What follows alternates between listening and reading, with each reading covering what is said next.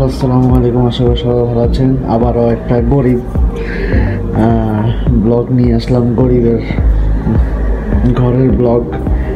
অবশ্য ঘরটা আমার না, ঘরটা হচ্ছে ভাড়া থাকি আশ্রয়ে। যেহেতু সব কিছু মিলে এই যে এখানে আছে হাঁড়ি পাতিল, এটা হচ্ছে গরিবের ঘর আর কি। তো এখানে আছে চুলা, আমি আজকে চা বানাবো, তো আমি চা খাবো তাই চা বানালাম। তো আমি প্রথমে চুলাটা অন করে দিব। তো দেওয়ার পরে এখন আমি জগ নিয়ে আসবো, এখান থেকে পানি নিব, পানি নেওয়ার পর এখানে দিব। তো দেখতে থাকুন, আপনারা সাথে থাকুন। জগ নিয়ে আসছি,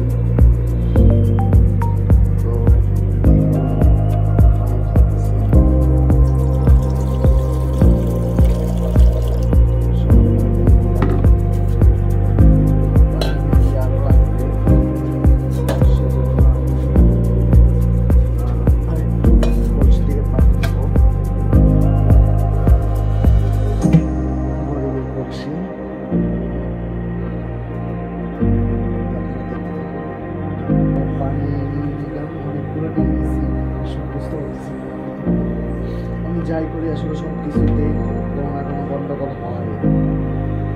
চুলাও বাড়াই দিচ্ছি।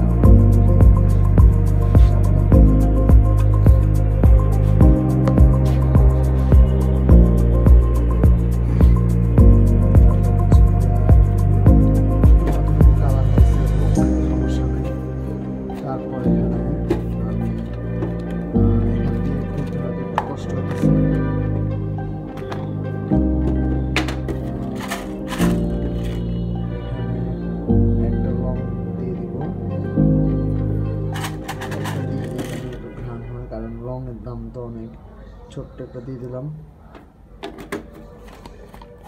আর কি। তারপর আমি একটু উতরানোর পরে, সরি চা পাতা দেওয়া হবে না, লবণ। আসলে গ্রামের মানুষ বলে যে রং চার ভিতরে নাকি লবণ দিতে হয়। আমি লবণ এই পরিমাণটুকু দিলাম, আপনারা কতটুকু দিবেন জানি না, আমি এই পরিমাণ দিলাম। ওকে,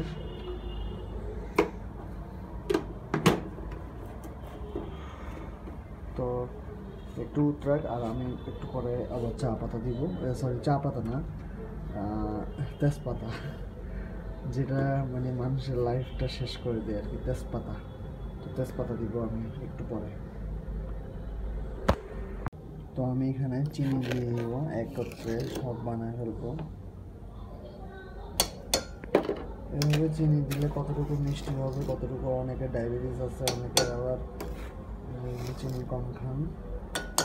যতটুকু দিতেছি, এর পরিমাণ কতটুকু হয় আমি ঠিক জানি না।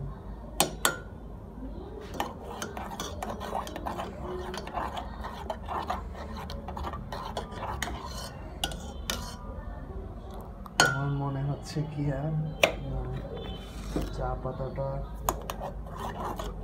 কম হয়েছে, কারণ পানির পরিমাণ দেখছেন কতটুকু, পানি মনে হয় একটু কমায় ফেললে ভালো হতো। সমস্যা নেই, একটু শুকায় যাক,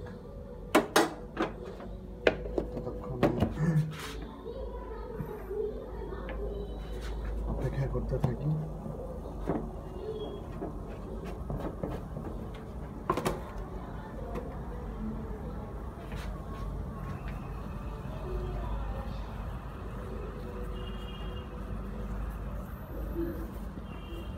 তো আমার চা রেডি হয়ে গেছে, এখন শুধু পরিবেশন করব আর খাবো। তো আল্লাহ হাফেজ, আজকের ব্লগটা এ পর্যন্ত। তো দেখা হবে নেক্সট কোনো ভিডিওতে, ততক্ষণ ভালো থাকবেন আর আমার জন্য দোয়া করবেন যেন ভালো কোনো ব্লগ বানাতে পারি। আল্লাহ হাফেজ।